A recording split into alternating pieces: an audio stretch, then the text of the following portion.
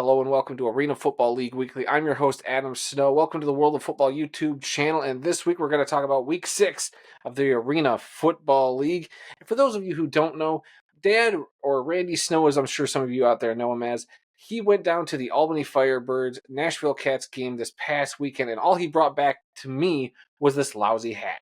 That's right. I was supposed to go to the game this past weekend, but I had a scheduling conflict because it was supposed to be on a Sunday, which I would have been able to make, but instead they played it on a Saturday, which I could not make. And I was really bummed about it.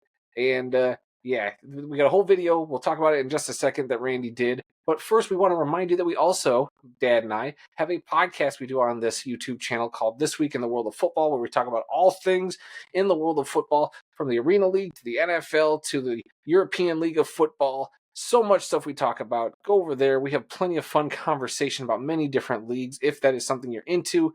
Also, I like to plug Just Lying Around, a Detroit Lions podcast that I do with my brother-in-law, Kyle.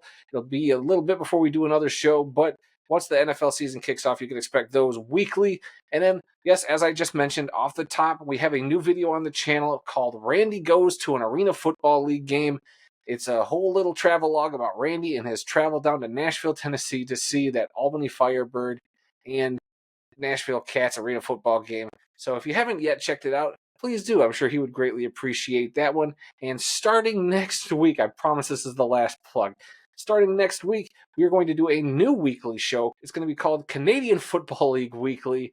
Dad and I are going to be doing that show together, so I will not be alone this time. We love talking CFL football. With the new season starting up, we thought, shoot, I've been having a blast. Seems like a lot of people are interested in us tackling a league at a time, so we're going to give the Canadian Football League a try and see how that goes. So be on the lookout for that next week. All right, guys, with all of that stuff out of the way, let's get into recapping what happened last week in the Arena Football League. And we go down to Nashville, where the Albany Firebirds prevented a Nashville Cats comeback 32-24 in order to keep their record perfect on the season. The game opened with a kickoff return for a touchdown, and the Firebirds would never relinquish that lead. It was a pretty ugly defensive battle for the most part, and somehow the Firebirds wide receiver, Darius Prince, quietly racked up 10 catches for 122 yards and 2 touchdowns. Now, I watched this stream. It was not a great stream. There's a lot of people in the comments of that stream on the YouTube channel for the Arena Football League, which we're going to actually talk about a little later. But while it was not completely terrible, it wasn't unwatchable. It was hard to watch at times because the audio quality wasn't great. It was Eli Gold, who was the voice of the Arena Football League to me. He is the radio broadcaster for the Nashville Cats. He sounded like he was kind of in a tin can. Yes, I get he's supposed to be the radio voice, but you couldn't have gotten him a better microphone with him being in this live stream, while his co-host sounded like he was like perfectly crystal clear and you could understand. So they had some audio hiccups, and they also had a cameraman who didn't know how to follow the football around the game. It was very distracting. It was very tough to watch that stream. So I just wanted to put that out there. Also, very confused by the final score of this game because in the arena, it was set at 25 points for the Nashville Cats at the end of the game. There's some confusion whether or not the Cats actually went for a 3-point try at the end of the game. I thought they did. Apparently, they only counted it as 2 points. So I still haven't really seen much clarification by the league or the teams because I know the Cats posted the 32-25 score on their Twitter or their X page. So I don't know, a little confused. Officially on the Arena Football League website, it was 32-24. So there you go there. Down in Texas, the Billings Outlaws kept their perfect season going, defeating the West Texas Desert Hawks 56-49. Both starting quarterbacks, Outlaws quarterback Isaac Harker and Desert Hawks quarterback Jonathan Bain, combined to throw 11 touchdown passes between them during the game. Outlaws receiver Carance Higgins had a nice day, catching 5 balls for 59 yards and 3 touchdowns, only to be outdone by Desert Hawks wideout Caleb Smith, who had 9 grabs for 130 yards and 4 touchdowns. Look, this is a very impressive win. I got to catch the tail end of this game. It was back and forth. It was awesome to watch. These two teams who, despite the record, especially for West Texas has got a good ball club down there. But Billings has been a very nice surprise this season. I've mentioned for a few weeks now that I didn't think Billings was going to amount to much this year, and I've been completely flat wrong. And I've loved watching Billings play. They've been something else. I like their owner. I like what they got going on there. And in a couple weeks, they're supposed to take on the undefeated Albany Firebirds. I think that's a matchup we're all looking forward to. But this was just an impressive win for Billings. They started off this game, they were down 13-1 in the first quarter. That's 12 points I get in an arena football environment isn't much to come back from. But to me, that's still, you have to climb it. Some stuff's got to go right for you and wrong for the other team in order to climb back into a game, even down by 12 points. And the Desert Hawks, like I said up top or a little bit ago, they are a good team. They seem like a good team, but this is the second week in a row they've kind of let a lead get away from them. And so I'm very hesitant about the Desert Hawks going forward. While I think they're a solid team, they just need to tighten up because you can't keep blowing leads like this. You can't have leads against two good teams like the Outlaws, like the Firebirds, and expect to make much noise in the playoffs. You could probably give them a fight, but it doesn't give me much confidence, going forward or in a do or die situation in the playoffs, or win or go home situation there. But we'll see. There's a few weeks left. We'll see how West Texas bounces back from that. The final game of the weekend saw the Southwest Kansas Storm get the best of the Salina Liberty 34-31. If you look at the stat sheet, there isn't much jumping off the page here, with the exception that all of Salina's touchdowns came from the ground, scoring 4 rushing touchdowns with 3 different players.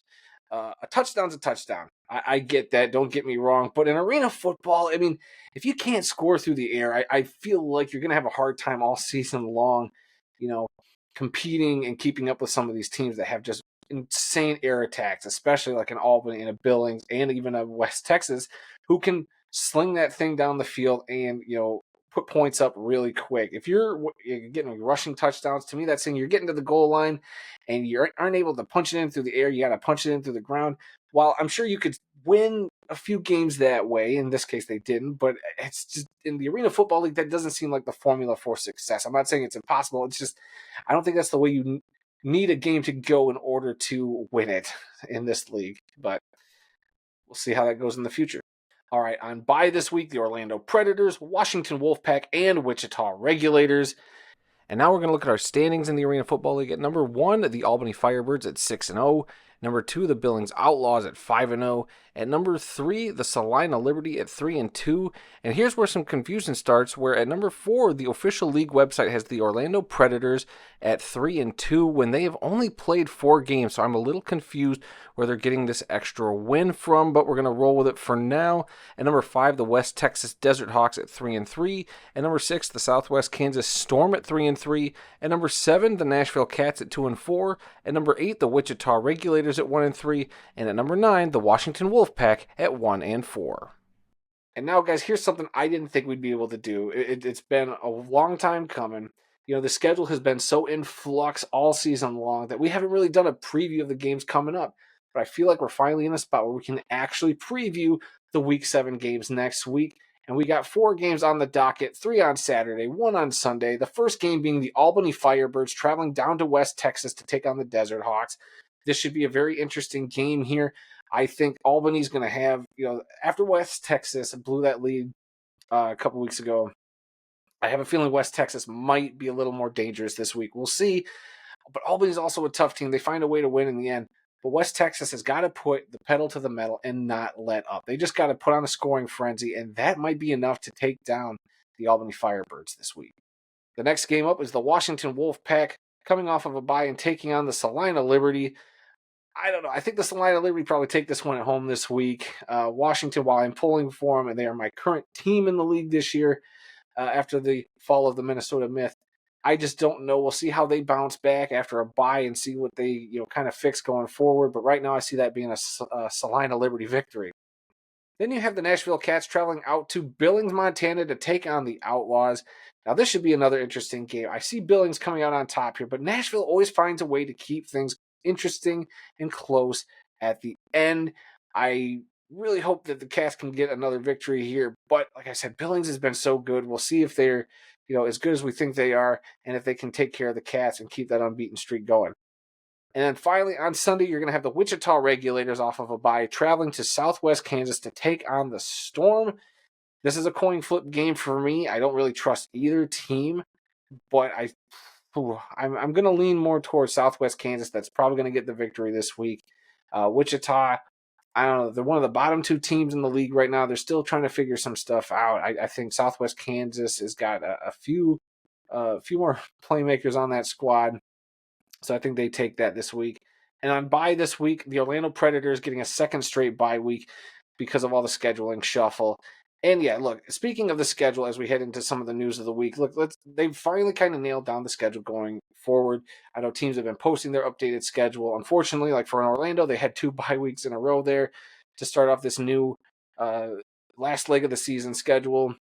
Other teams have posted their final remaining schedule. So it seems like we are finally in a good place for the Arena Football League going forward and wrapping up the season. We're still waiting on playoff details, Arena Bowl details, but I'm sure that's got to be coming in the coming weeks now that they've seen like they got this whole schedule thing down.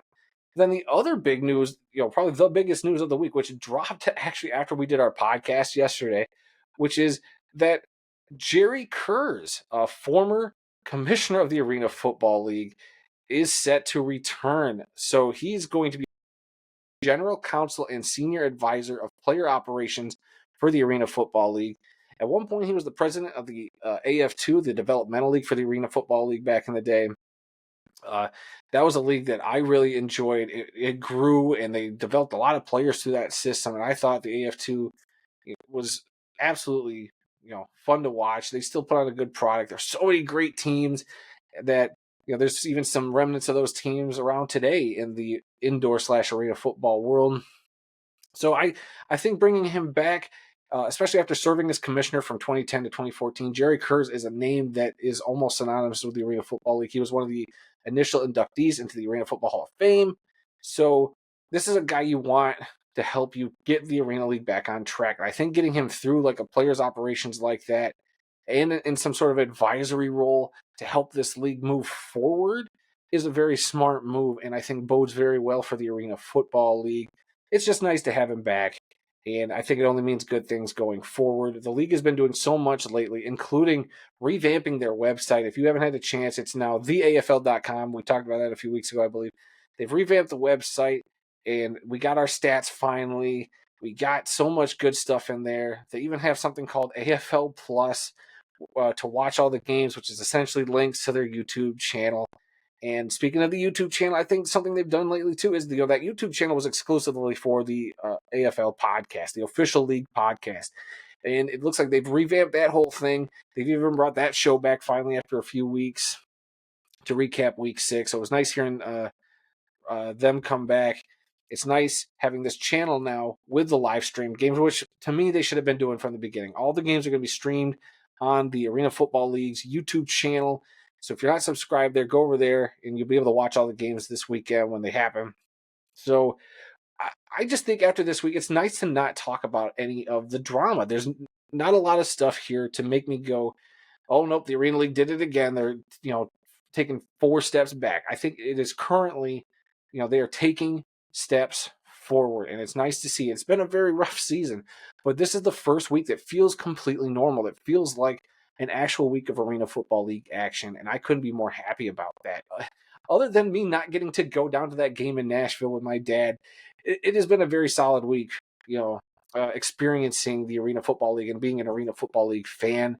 And I just can't wait to see where this league can go. The sky is the limit for this league. They just got to get everything right. And I think now with the appointment of Jerry Kurz, and last week, they added a COO, I think they're set up for some success here going forward and getting everything kind of straightened out. And another big piece of news that dropped today from the Arena Football League is that Gary Compton has now been appointed as the Director of Football Operations for the league. Gary Compton was one of the best arena football players I've ever seen play, and he recently did an interview with Arena Fan, which is fantastic. If you get a chance to go check that interview out, I would highly recommend it. This is just another good step in the right direction, I think, for this Arena Football League. And what do you guys think? Are you with me? Is the league back on track? Are you still skeptical? Which I would understand. There's still a lot this league's got to do to get things moving. I don't like the idea of the schedule having the Orlando Predators have 2 straight bye weeks. I'll admit that's something that kind of bugs me a bit. But if it's a necessary, disappointment to get kind of everything else, situated and have everything move forward, so be it. It is a bummer, but if it helps the league as a whole, we can deal with it and move on. Yep, guys, thanks for watching. You can find the World of Football on various social media platforms. We'll have those links down in the description below. Please leave a like, subscribe, leave your comments, get involved. We love talking to people about the league. We love, having everybody spread the word about the channel, and I like the positivity around the Arena Football League. I get there's been a lot of negativity, so getting anything positive lately has been really nice. So yeah, guys, we love to engage with any and everyone in the comments as long as you're civil and as long as they're appropriate comments. We'd love to, discuss with you down there. And until next week, guys, I've been Adam Snow, and we'll talk more Arena Football next week.